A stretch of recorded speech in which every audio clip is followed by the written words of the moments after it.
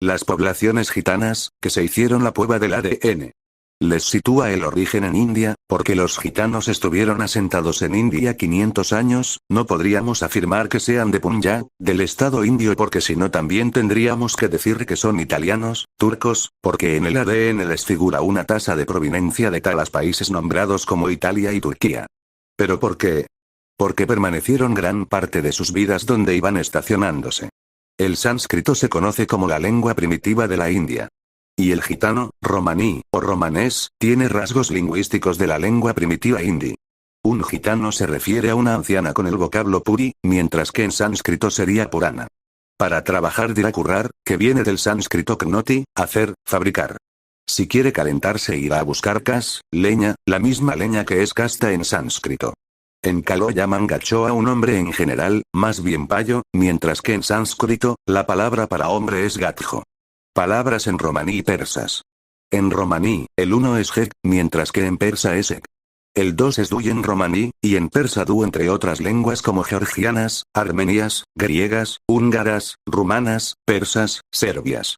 Es decir, el idioma romaní, o romanés, es un idioma mixto que se compone por muchas lenguas que forma el idioma caló. Sin pasar por alto que el idioma caló tiene palabras hebreas. Hebreo bíblico. Goyin. Romaní galli. Caló gachi. Español payo tiene mayor porcentaje de parentesco tanto en escrito y significado que el lingüísticos de la lengua primitiva india al referirse al idioma caló. Otra palabra del hebreo bíblico que tiene parentesco es jai. Romaní jai. Caló jai. Español eva. Hebreo bíblico Adonai. Romaní, Kalo Adonai. Español Manuel. Hebreo bíblico Cam, quemado por el sol, romaní Cam. Kalo Cam. Español sol.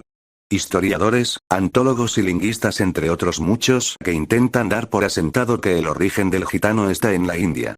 Como explique que no debe dar origen al pueblo nómada caló en la India por el simple hecho que en la prueba de ADN les sitúa el origen en India, porque si no también tendríamos que decir que son italianos, turcos, porque en el ADN les figura una tasa de proveniencia de dichos países.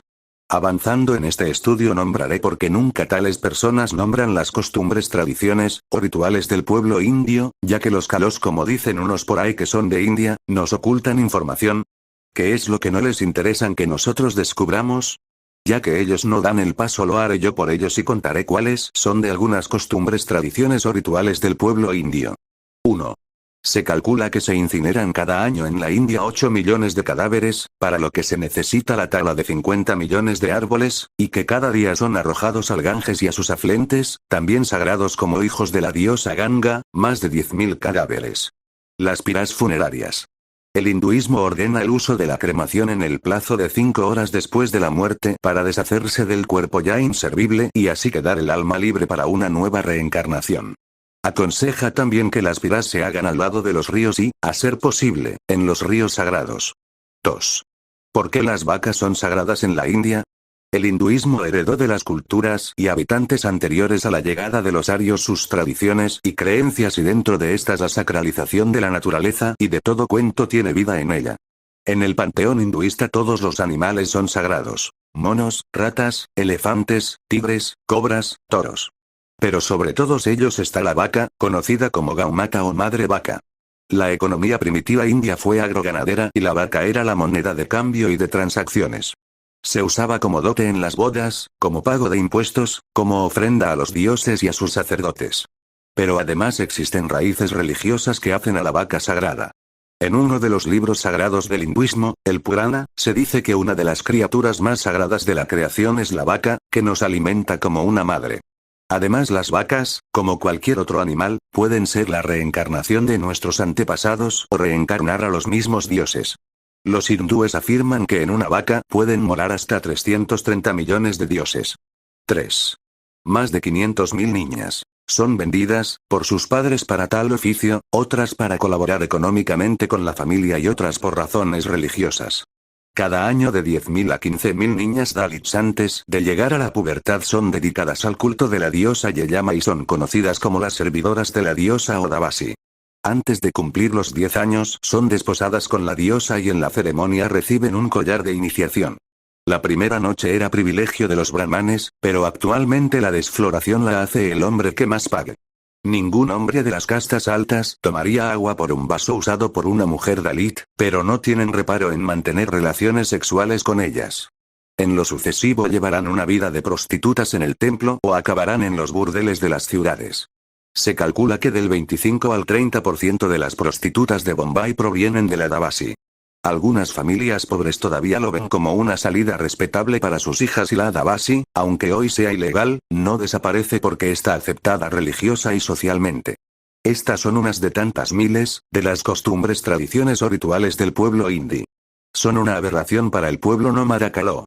Te aseguro con bastante firmeza y sin titubear que nunca jamás en el pueblo Kaló se mencionó tales cosas. Porque no mencionan en las conferencias o reuniones que tiene estas personas. Las costumbres, tradiciones o cultura o lo que sea. Relacionadas con el pueblo Kaló. No basta mencionar el idioma sánscrito como posible lengua primitiva del Kaló.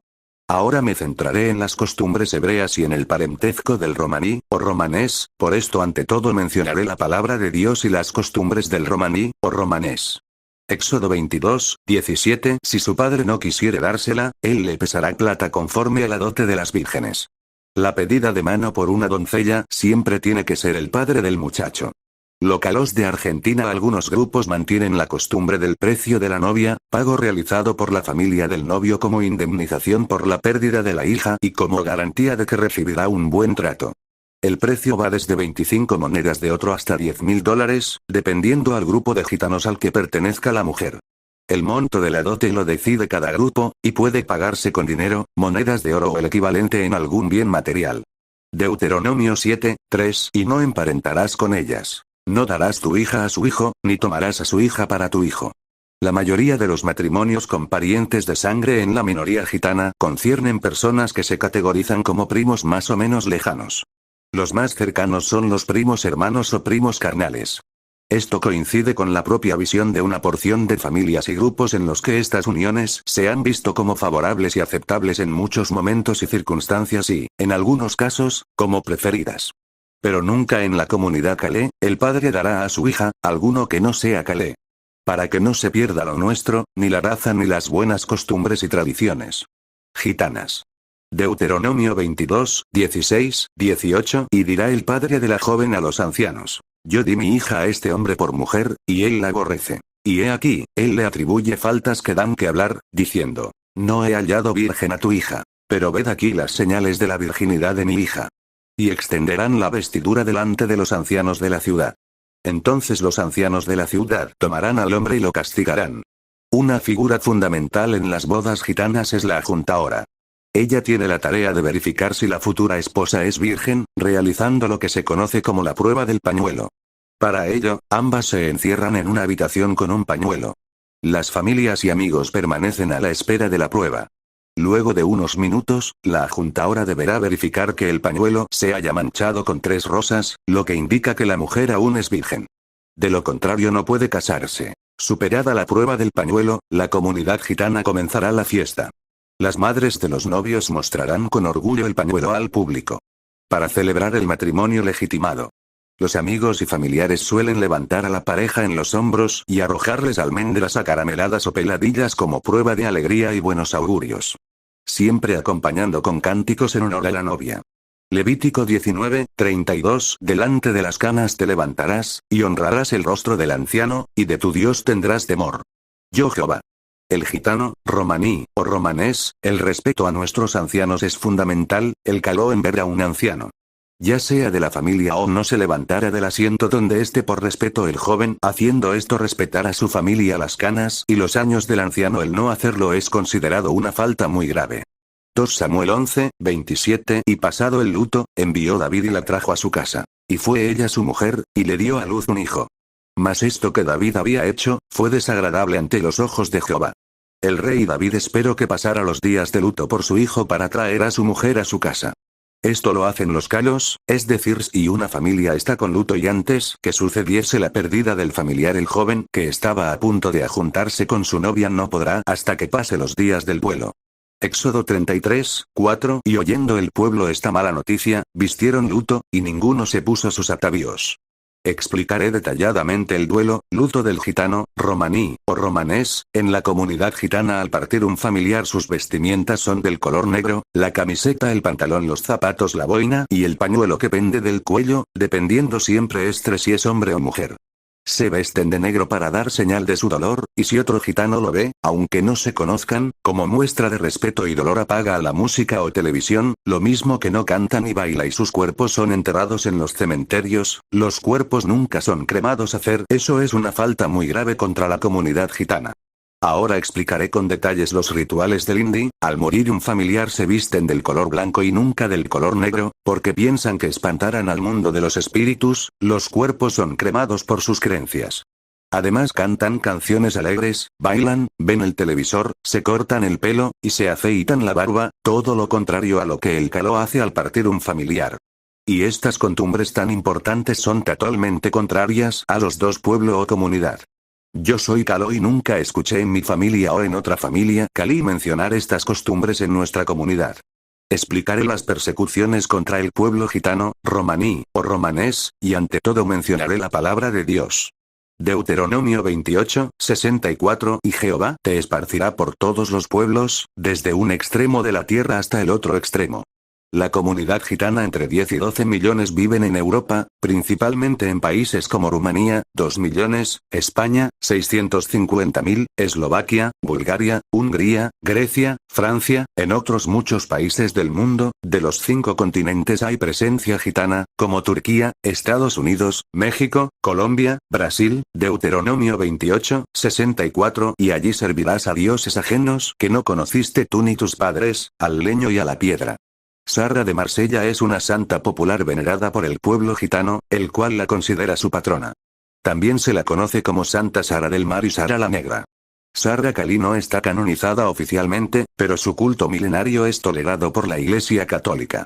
El Cristo de los gitanos, esta talla preciosa de Cristo crucificado, llamado Santísimo Cristo del Consuelo y conocido popularmente como el Cristo de los gitanos, es obra del escultor José Risueño, y está datada en 1695. Se trata de una de las imágenes más amadas y rezadas por el pueblo de Granada y muy especialmente por el pueblo del barrio del Sacromonte y el Albaicín.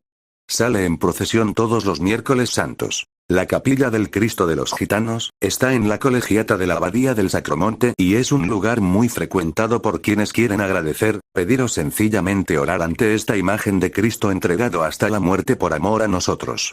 El Cristo comparte esta capilla con su madre, en la imagen de María Santísima del Sacromonte, siglos XVIII. Deuteronomio 32, 26. Yo dije, los dispersaré, borrando su memoria de los hombres, la memoria de los hombres del gitano, romaní, o romanés, sintisomanouches, calderasho cíngaros y calos no recuerdan de dónde son, es como si fuese que tendrían amnesia en sus memorias. La amnesia es la pérdida parcial o completa de la memoria. En términos médicos, es un déficit del funcionamiento de la memoria el cual el individuo es incapaz de conservar o recuperar información almacenada con anterioridad.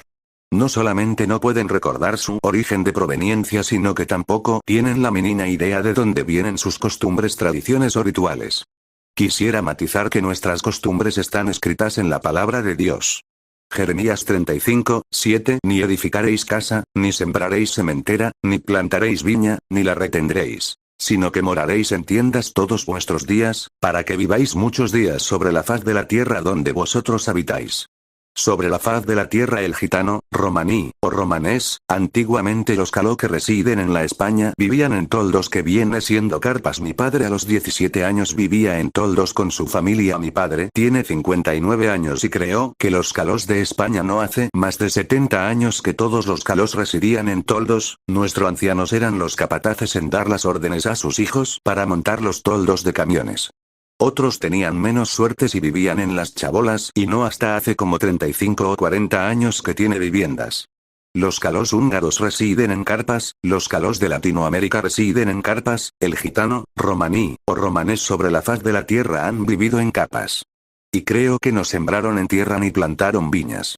Deuteronomio 28, 65, 66 Y ni aun entre estas naciones descansarás, ni la planta de tu pie tendrá reposo. Pues allí te dará Jehová corazón temeroso, y desfallecimiento de ojos, y tristeza de alma. Y tendrás tu vida como algo que pende delante de ti, y estarás temeroso de noche y de día, y no tendrás seguridad de tu vida. Actualmente en Europa existen entre 10 y 12 millones de gitanos repartidos por todo el continente europeo. El país que más población gitana acoge es Turquía, con una cantidad aproximada de 2.750.000 gitanos.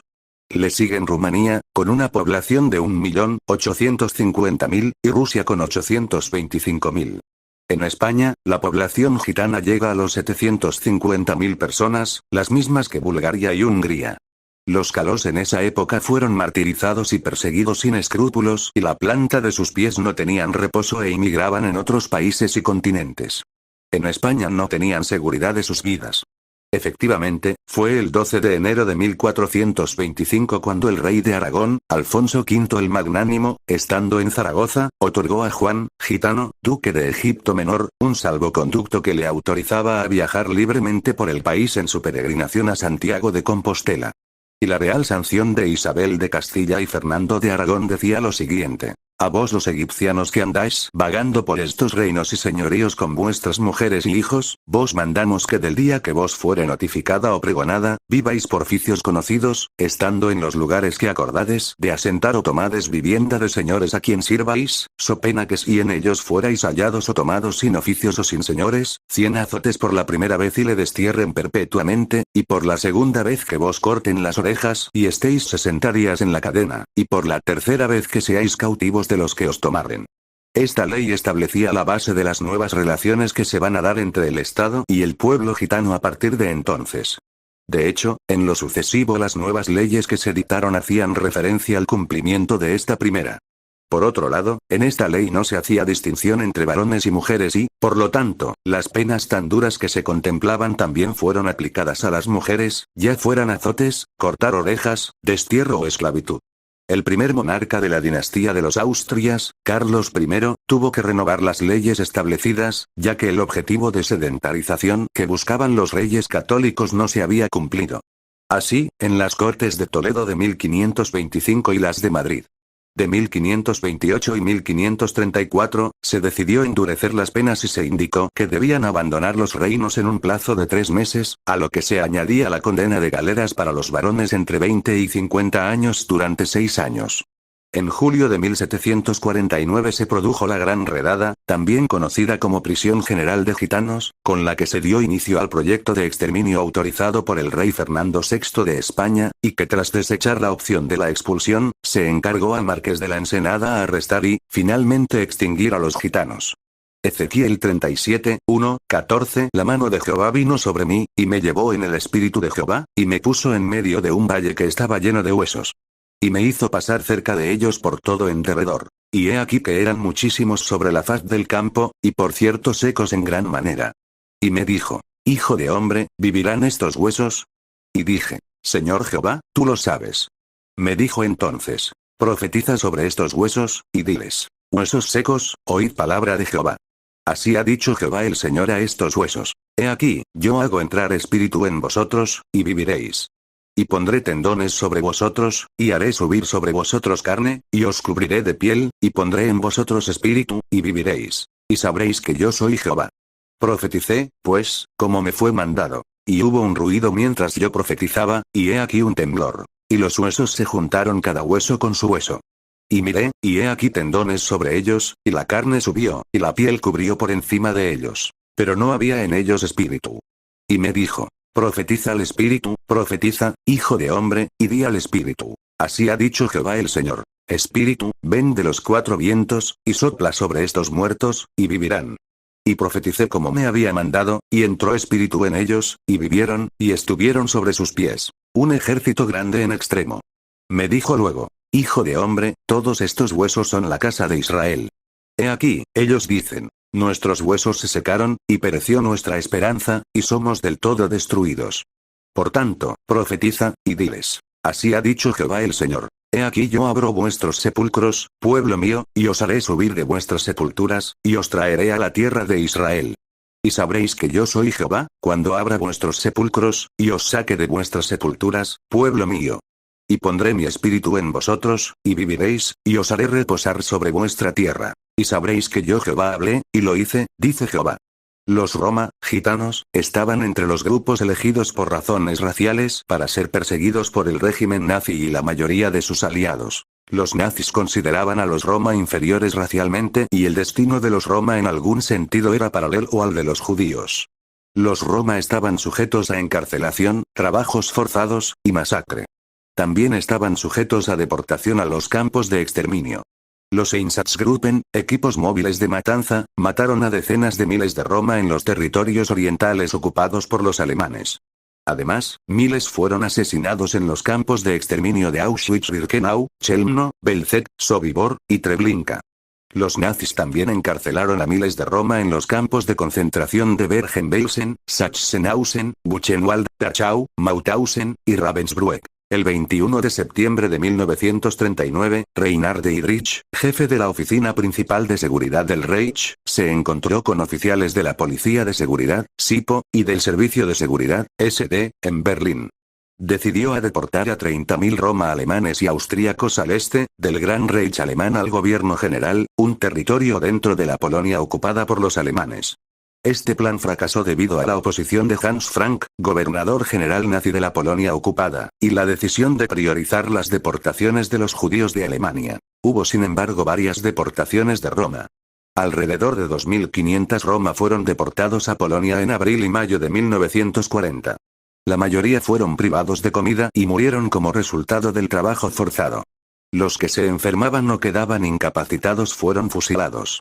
Otros 5.000 Roma fueron deportados a Lodz, donde fueron detenidos en un área separada dentro del gueto de Lodz. Los que sobrevivieron las condiciones horribles del gueto de Lodz fueron luego deportados del gueto al campo de exterminio de Chelmno, donde murieron en camiones de gas. En preparación para su eventual deportación de Alemania, todos los Roma fueron confinados en campos, Zigeunerlager. Con la suspensión de deportaciones de Roma en 1940, estos campos se convirtieron en campos de largo plazo para Roma. Marzahn en Berlín junto con Lackenbach y Salzburg en Austria eran de los peores de estos campos. Cientos de Roma murieron a consecuencia de las condiciones horrendas. Los alemanes de la zona se quejaban constantemente de los campos, exigiendo la deportación de los Roma internados ahí para proteger la moralidad y la seguridad pública. La policía del barrio usó estas quejas para apelar oficialmente a Heinrich Himmler, el jefe de las SS, para que reanudara las deportaciones de los Roma al este. En diciembre de 1942, Himmler firmó una orden para la deportación de todos los Roma en Alemania. Aunque Himmler permitió algunas excepciones, estas fueron a menudo ignoradas al nivel local. Hasta los soldados del ejército alemán, Wehrmacht, que se encontraban en sus casas con licencias temporarias, fueron capturados y deportados por ser Roma. Los Roma de Alemania fueron deportados a Auschwitz, donde un campo especial fue establecido para ellos en Auschwitz-Birkenau, el campo de las familias gitanas. Familias enteras fueron encarceladas juntas. Los mellizos y enanos fueron separados y sujetos a experimentos médicos pseudocientíficos conducidos por el SS capitán Dr. Joseph Mengele. Los médicos nazis también usaban prisioneros romaní en los experimentos médicos de los campos de Ravensbrück, Natzweiler-Struthof, y Sachsenhausen. El campo de las familias gitanas en Auschwitz estaba plagado de epidemias, tifus, viruela, y disentería que redujeron severamente la población del campo. En mayo de 1944, los alemanes decidieron liquidar el campo.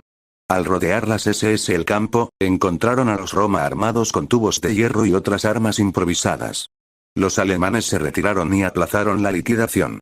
Después ese mismo mes, las SS transfirieron a alrededor de 1.500 Roma, que eran todavía capaces de trabajar fuera del campo de las familias. Casi 1.500 más fueron transferidos en agosto. Los Roma restantes, alrededor de 3.000, fueron asesinados. Por lo menos 19.000 de los 23.000 Roma enviados a Auschwitz murieron ahí. En las áreas de Europa ocupadas por los alemanes, el destino de los Roma variaba de país a país, dependiendo de las circunstancias locales. Los nazis en general encarcelaban a los Roma y luego los transportaban a Alemania o Polonia para hacer trabajos forzados o para ser exterminados. Muchos Roma de Polonia, Holanda, Hungría, Italia, Yugoslavia, y Albania fueron fusilados o deportados a los campos de exterminio y matados. En los estados bálticos y las áreas de la Unión Soviética ocupadas por los alemanes, los Einsatzgruppen, equipos móviles de matanza, mataban Roma al mismo tiempo que mataban a los judíos y los líderes comunistas. Miles de hombres, mujeres, y niños romaní murieron en estas acciones. Por ejemplo, muchos roma fueron fusilados junto con los judíos en Babi Yar, cerca de Kiev. En Francia, las autoridades pusieron en práctica medidas restrictivas contra los roma incluso antes de la ocupación alemana del país.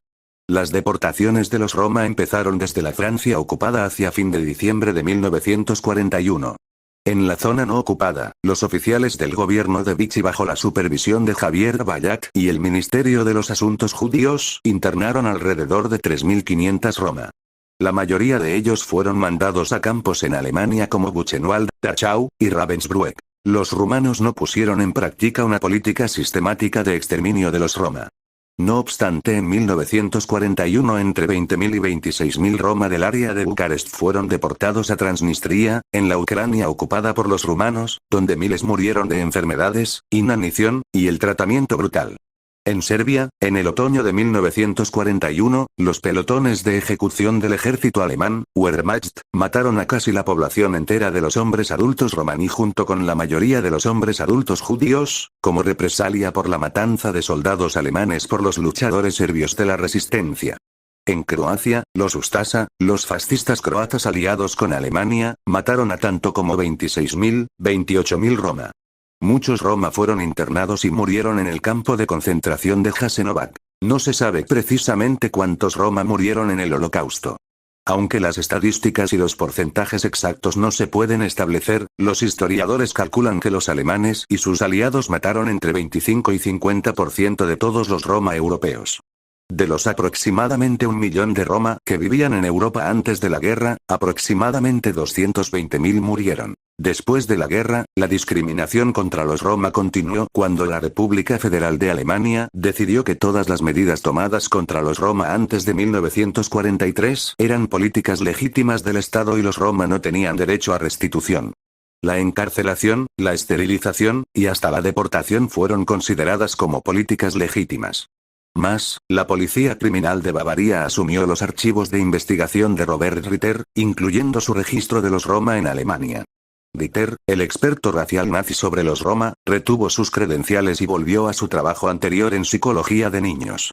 Los esfuerzos para someter al Dr. Ritter a juicio por su complicidad en la matanza de los roma terminó con su suicidio en 1950. El canciller alemán Helmut Kohl reconoció el genocidio nazi contra los roma en 1982.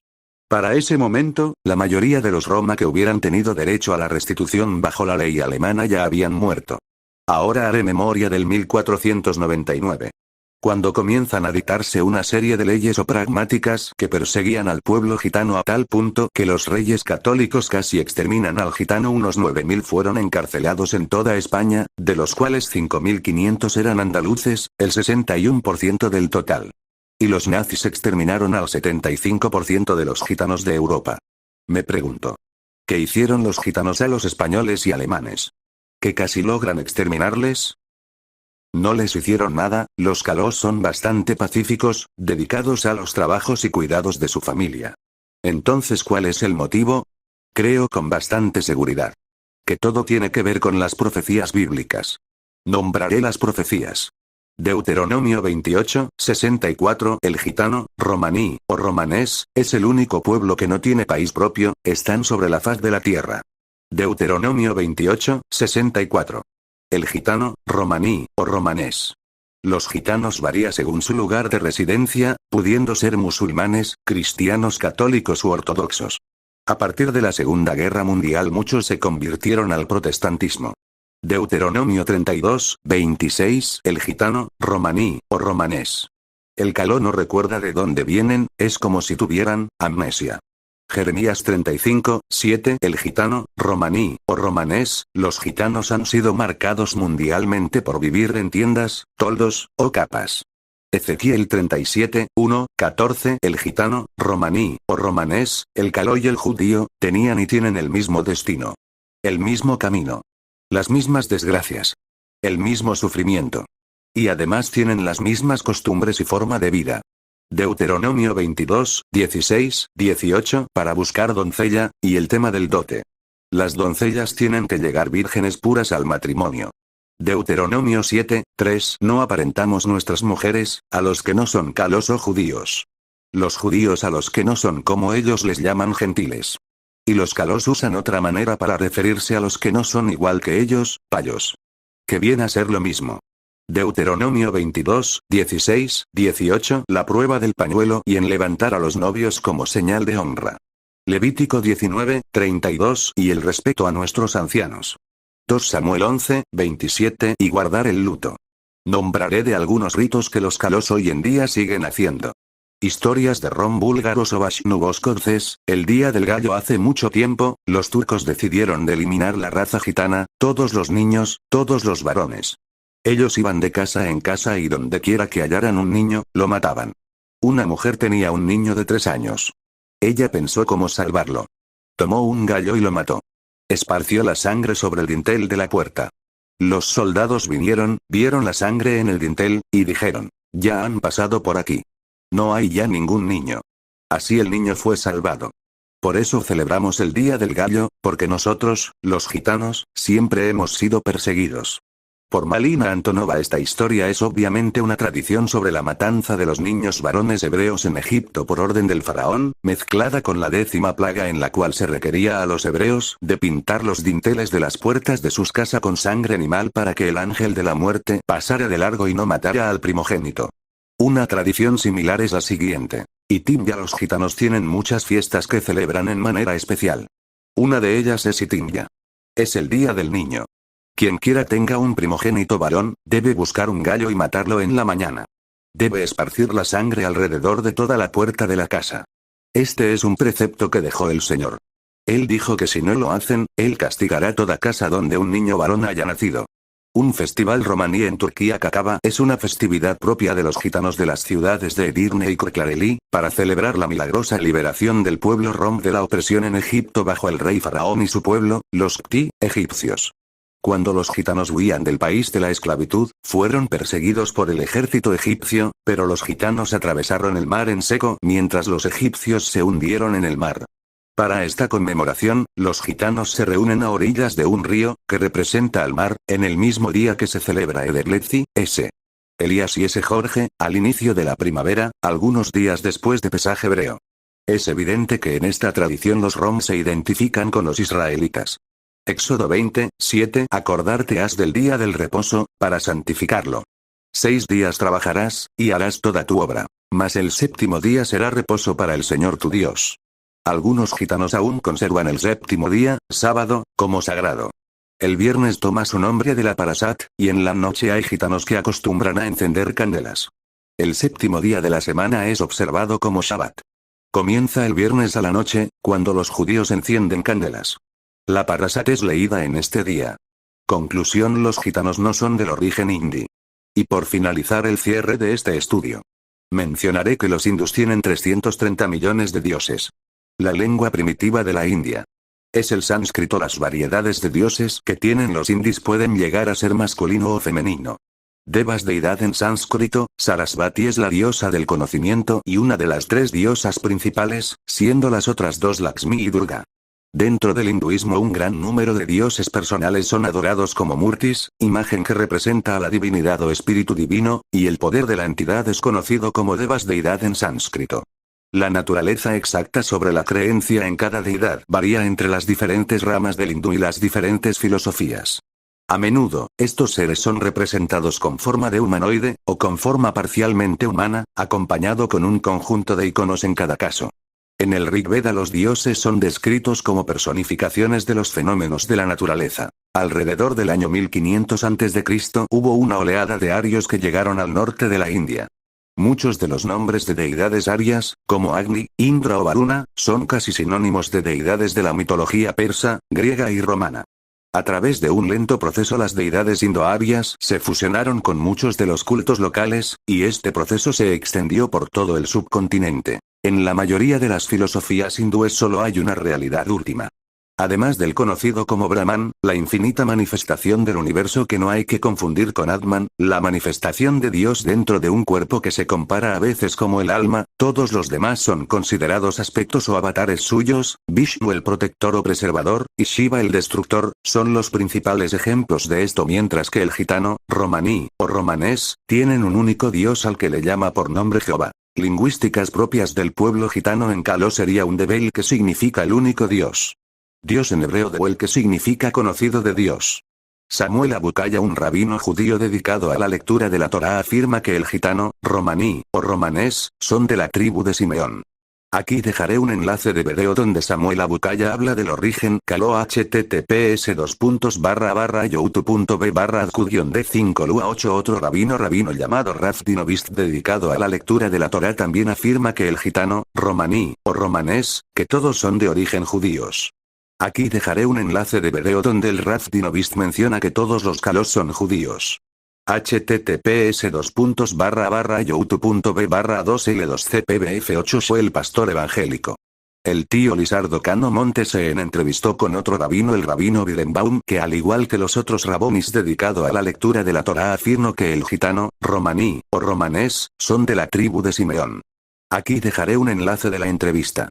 http://www.asaguabogotá.com/artículos/704. El tío Lizardo Cano Montes, el pastor evangélico, lleva más de 40 años investigando el origen del gitano, romaní, o romanés. Aquí dejaré un video donde el tío Lizardo Cano Montes, el pastor evangélico, explica el ADN. https://youtube.b/neodevmce. Que Dios bendiga al gitano y lo guarde por siempre.